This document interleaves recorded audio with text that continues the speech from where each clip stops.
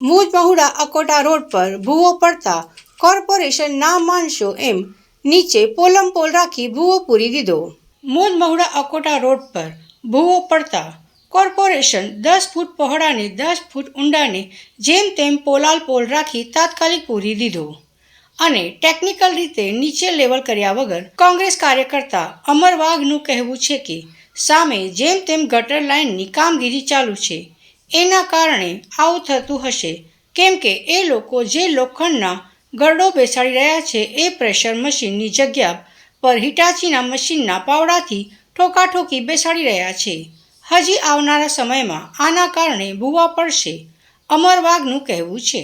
અકોટા જતો રોડ છે એમાં એક નવો ભૂવો પડ્યો અને આ લોકોએ કામગીરી વહેલી તકે સારી વાત છે, વહેલી તકે કામગીરી કરી, પણ એના ફોટો અને વિડીયો અમારી પાસે છે।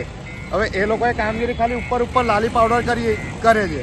હવે સામેનો 1.5 વર્ષથી રોડ બંધ છે, એના લીધે આજે ટ્રાફિકની સમસ્યા ના થાય એટલે આ લોકોએ વહેલી તકે કામગીરી કરી છે।